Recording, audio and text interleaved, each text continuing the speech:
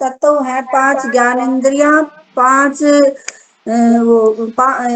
पांच ज्ञान इंद्रिया, पांच वो क्या नाम है, वो नाम माता जी भूल गई। पांच ज्ञान इंद्रिया, पांच ये जो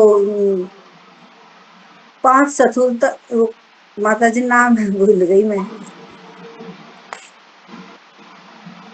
पांच ज्ञान इंद्रिया हैं और पांच जो माता जी नाम भूल गई, नाम दिमाग में घूम रहा है पर याद नहीं आ रहा। 5 ज्ञानेंद्रिया, 5 कर्मेंद्रिया और उसमें एक पांच मन। कर्म इंद्रिया, पांच कर्म इंद्रिया और एक एक मन है, और पांच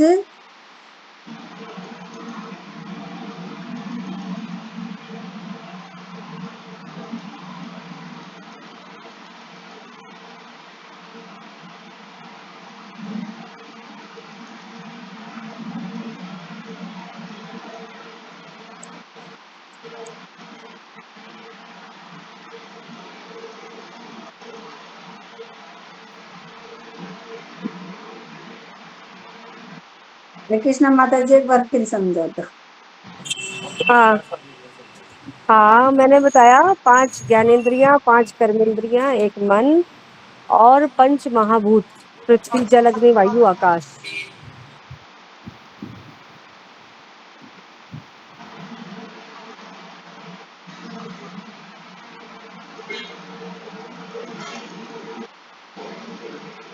हाँ, सुनाई दिया आप लोगों को? हाँ जी माता जी, सुन गया।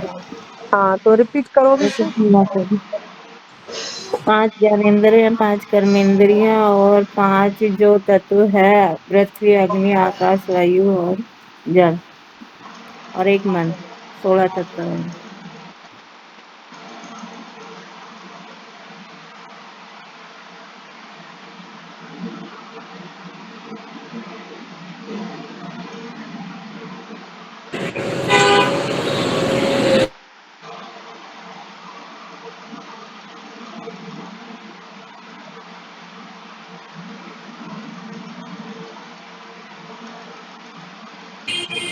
पांच कर्मेंद्रियां कौन सी हैं?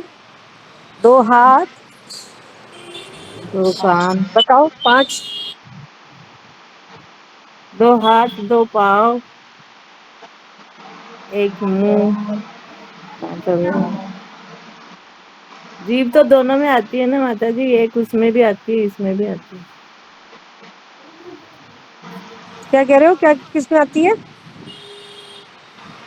कर्मेंद्रियों में भी आती है, ज्ञानेंद्रियों में भी आती है जिह्वा तो माता जी। हाँ जी, हाँ, ठीक है। 2 हाथ और 2 पाँव, 5 हो गए। नहीं, 2 ज्ञानेंद्रियां, हाथ, त्वचा, नाक, आँख, कान और जीभ। 2 हाथ, 2 पाँव और एक जीभा, हाँ जी। ठीक है।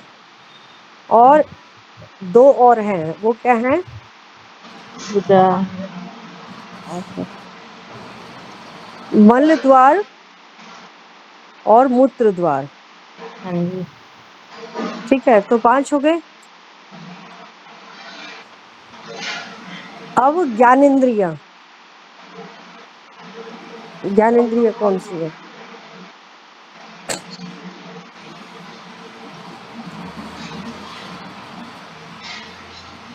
2 आंख, 2 कान, एक नाक 1 नाक, और एक जीभ। 1 अच्छा। जीभा और 1 त्वचा, ठीक है। हो गए 5। हाँ जी और माता जी। अब ये हो गए 10, और 10 में हो गया एक हमारा मन, मन। 11। और पंच महाभूत, वो क्या है? पृथ्वी जल अग्नि वायु आकाश, पंच तत्व जिसको कहते हैं, वो 5। तो हो गए कितने? हो गए मिला करके 16। तो ये 16 तत्वों से मिलके बना है ये महातत्व, जो बादल के सदृश है, बादल के समान दिखता है। ठीक है, सबके लिए क्लियर है अब तो मुश्किल नहीं है ना इसको समझना। हाँ जी माता जी। जी माता जी। और अब ब्रह्मा जी की आयु के बारे में हम समझने का प्रयास करेंगे इसमें।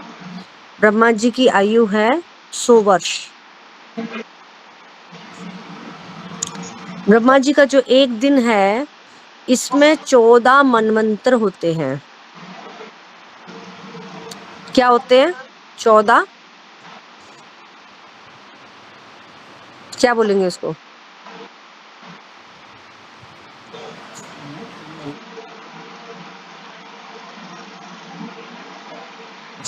चौदह मनवंतर।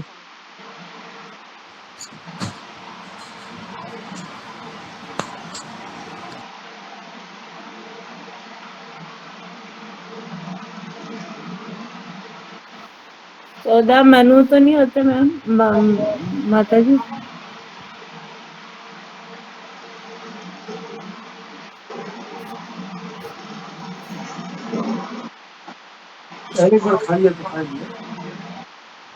क्या कह रहे हो?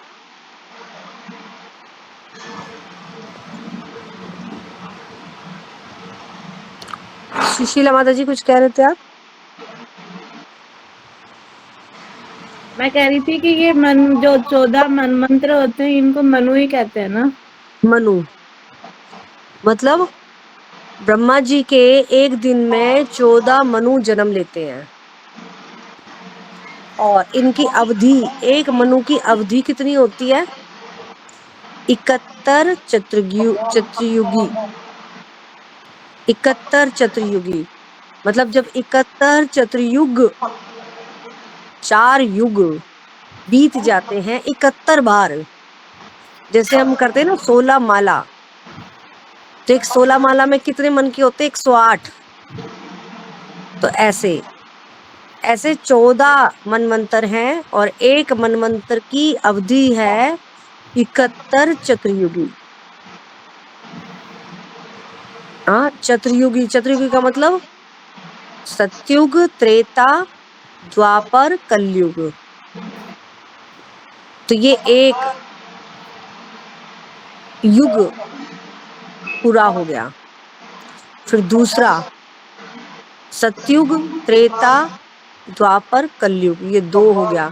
ऐसे 71 बारी 4 युग बीत जाते हैं, तब मनवंतर, मनु की आयु समाप्त हो जाती है। फिर दूसरा मनु आ जाता है, फिर वो राज्य करता है उस काल में, ब्रह्मा जी के इस काल के अंदर। ठीक है, कुल हाँ जी आयु माता। ब्रह्मा जी की आयु बताई गई है 31 नील 10 खरब 40 अरब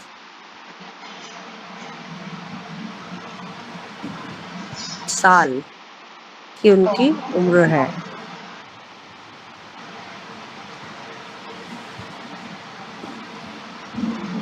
ठीक है, बताना ब्रह्मा जी की आयु।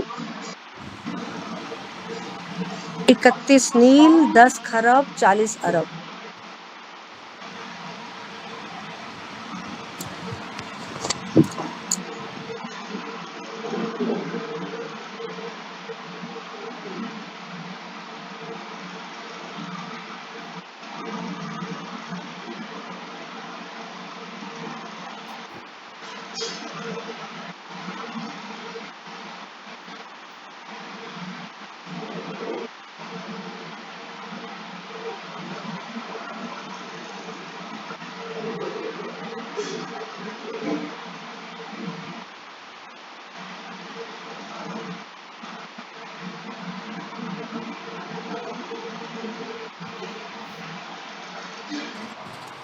ठीक है, समझ में आया? 4 अरब 32 करोड़, ये क्या है? ब्रह्मा जी का आधा दिन, मतलब जिसको क्या कहेंगे 12 घंटे। और इसका डबल कर दो तो उनका पूरा एक दिन बनता है ये 24 घंटे। 4 अरब 32 करोड़ ये इनका 12 घंटे की अवधि है। ठीक है,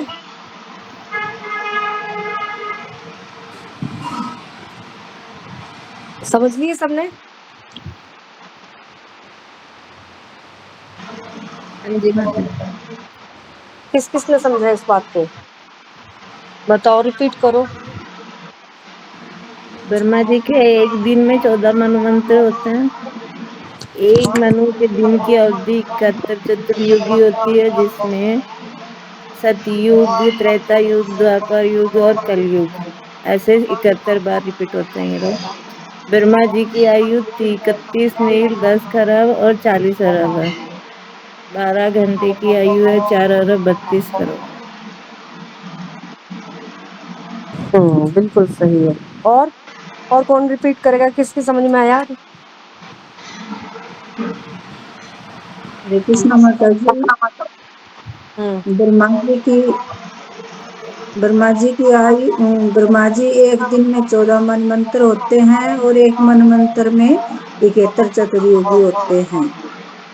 और या ब्रह्मा जी की आयु है 10 खरब, पता नहीं माता जी मैंने सही लिखा है नहीं, और 31 नहीं माता जी 31 मील और कितने खरब है, और 4 अरब और 33 करोड़। माता जी मैं सही नहीं लिख पाई। और एक ये इनकी आयु होती है, ये 12 घंटे की अवधि होती है। और फिर सतयुग आता है, द्वापर युग, त्रेता युग, कलयुग, और इसमें ये बार बार मान लो ये आते रहते हैं। 31 नील, 10 खरब, 40 अरब। 31 मील नहीं है, 31 नील है। नील, अच्छा नील नील 31 नील। अच्छा अच्छा, ठीक है। 31 नील, 10 खरब, 40 अरब। 40 अरब।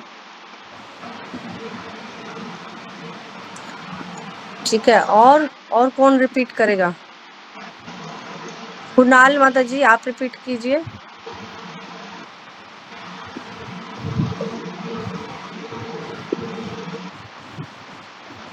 सावित्री माता जी। माता जी नहीं कर पाती।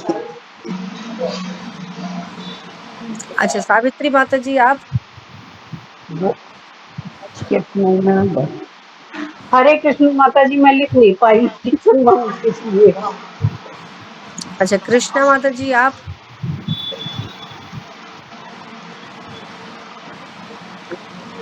क्या माता जी? क्या पूछा है हमने आपसे? सॉरी माता जी, आज थोड़ा मेरा ना डिस्टर्ब हो रहा है, मेरे यहाँ मेहमान आ रखे हैं। अच्छा, मेहमान आ रहे हैं, ठीक है आपके। हाँ माता जी। ठीक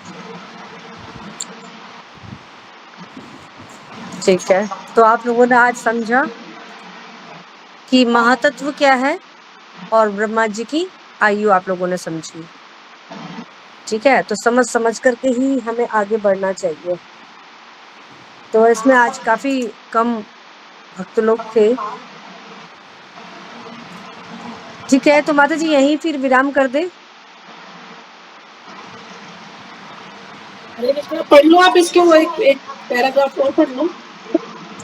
आज अच्छा 9 बजे आप क्लोज कह रहे थे ना? हाँ 9 बजे। अभी वो पूनम माता जी को थोड़ा सा वो रहती है ना, पूनम माता जी तो जा ही नहीं है, तो पढ़ सकते हैं 10 मिनट में। अच्छा, निकालती हूँ। पैराग्राफ और ले लीजिए।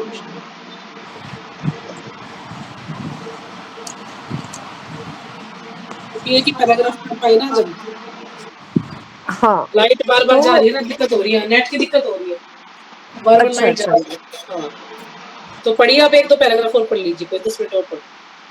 हाँ, तो वसुदेव की इस प्रार्थना के बाद फिर माता ने, देव की माता ने प्रार्थना की है, और उन्होंने क्या कहा है कि ऐसे जो शाश्वत रूप हैं भगवान के, वो क्या है, नित्य हैं, ज्ञान में है और आनंद में है।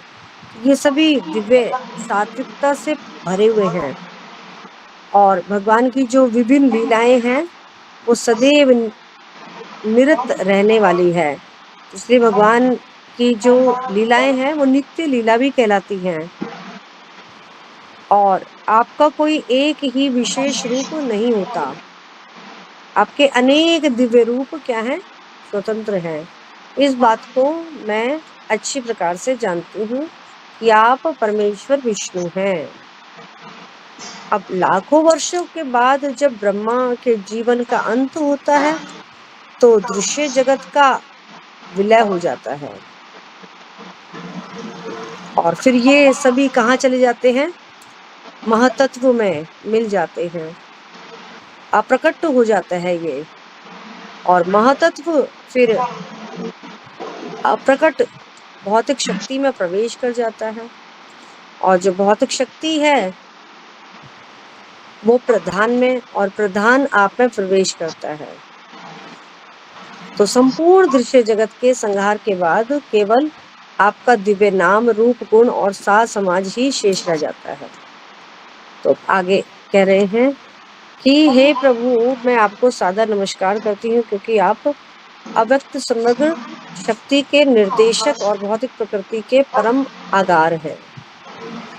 हे स्वामी, सारा दृश्य जगत वर्ष के अथ में इति तक काल अधीन है, सभी आपके निर्देशन में कार्य करते हैं। आप हर वस्तु के मूल निर्देशक तथा समस्त प्रबल शक्तियों के आधार हैं। यहाँ तक हमने इसको पढ़ा था। तो अब आगे है, समस्त जीवात्मा लगातार एक शरीर से दूसरे शरीर, एक ग्रह से दूसरे ग्रह में स्थानांतर करते रहते हैं, फिर भी वह जीवन और मृत्यु के क्रम से मुक्त नहीं हो जा पाते। किंतु उनमें से जो आपके चरण कमलों के शरण ग्रहण करता है वह दुर्जय मृत्यु के आक्रमण की चिंता से मुक्त हो जाता है। देवकी के इस कथन की पुष्टि स्वयं भगवान ने भगवत गीता में की है। उनके अनुसार श्री भगवान कहते हैं कि ब्रह्मलोक से पाताल लोक तक के सारे ब्रह्मांडों में कोई भी जन्म, मृत्यु, रोग, वृद्धावस्था से मुक्त नहीं रह सकता, किंतु श्री भगवान कहते हैं जो मेरे लोक में प्रवेश करता है उसे फिर कभी इस भौतिक जगत में नहीं आना पड़ता। तो ये कौन सा श्लोक है भगवत गीता का? भगवत गीता का है ये 8वें अध्याय का 16वां श्लोक ना, आब्रह्म भुवन लोका पुनरावर्ती नो अर्जुना, जिसमें क्या कहते हैं 8वें अध्याय का 16वां श्लोक, पुनरावर्ती नो अर्जुना माम उपेतित कौन्तेय पुनर्जन्म न विद्यते। माम उपेते कौन्तेय, माम उपेते का मतलब जो मेरे शरणागत हो जाते हैं, मुझको पा लेते हैं, मुझको प्राप्त कर लेते हैं, उनका फिर दोबारा जन्म नहीं होता। पुनर्जन्म, दोबारा जन्म नहीं होगा। न विद्यते, नहीं होगा। किनका नहीं होगा? अब जन्म मृत्यु का जो चक्र है वो तो ब्रह्मा से लोक से लेकर के पाताल तक पुनरावर्ती बनी हुई है। अब ब्रह्म भुवन लोका पुनरावर्ती तो अर्जुना, तो इस जगत में सर्वोच्च लोक से लेकर के निम्न सारे लोक दुखों के घर हैं, जहाँ जन्म मरण का चक्कर लगा रहता है। किंतु हे कुंती पुत्र, जो मेरे धाम को प्राप्त कर लेता है वह फिर जन्म नहीं लेता। ये वाला श्लोक तो बात यहाँ पे बता रहे हैं।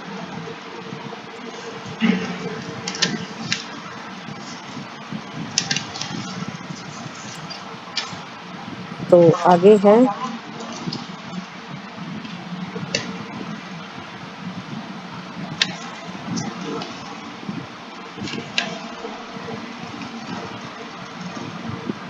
अतः आपसे मेरी प्रार्थना है कि आप मुझे उग्रसेन के पुत्र कंस के क्रूर हाथों से बचाएं।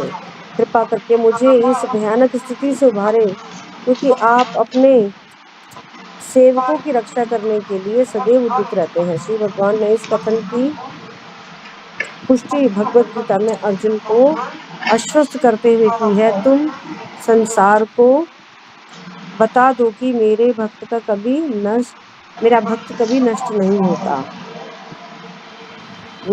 सेवकों की रक्षा करने के लिए सदैव उद्युक्त रहते हैं। उनकी कृपा करके मुझे इस भयावह स्थिति से उबारे, क्योंकि आप अपने भक्तों की रक्षा करने के लिए सदैव उद्युक्त रहते हैं। इसलिए भगवान भगवत गीता में भी क्या कहते हैं कि मेरे भक्त का कभी नाश नहीं हो सकता। इस प्रकार रक्षा करने के लिए प्रार्थना करते हुए माता देवकी ने अपना वात्सल्य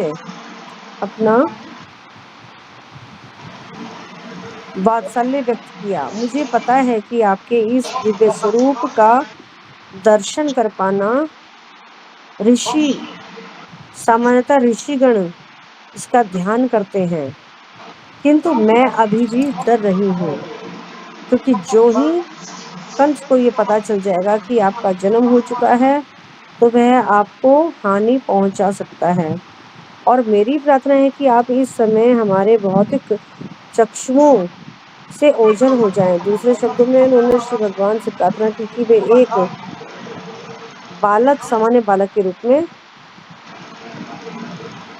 में बदल जाएं। आपके जन्म के कारण ही मैं अपने भाई कंस से भयभीत हूँ। हे मधुसूदन, हो सकता है कि कंस को पता ना लगे कि आपने जन्म धारण कर लिया है। वे मेरी प्रार्थना है कि आप अपने इस चतुर्भुज रूप को आप विष्णु रूप के 4 शंख चक्र गदा कमल धारण किए हुए हैं, उसको छिपा ले। हे प्रभु, आप दृश्य जगत के प्रलय के अंत में सारे ब्रह्मांड को अपने उदर में धारण करते हैं, फिर भी आप अपनी बुद्धि विशुद्ध कृपावश मेरे कदम प्रकट हुए हैं।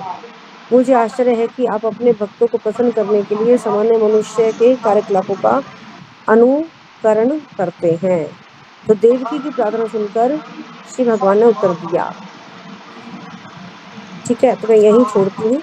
अब भगवान क्या उत्तर देने वाले हैं वो आप लोग पढ़िएगा। ठीक है, हरे कृष्ण।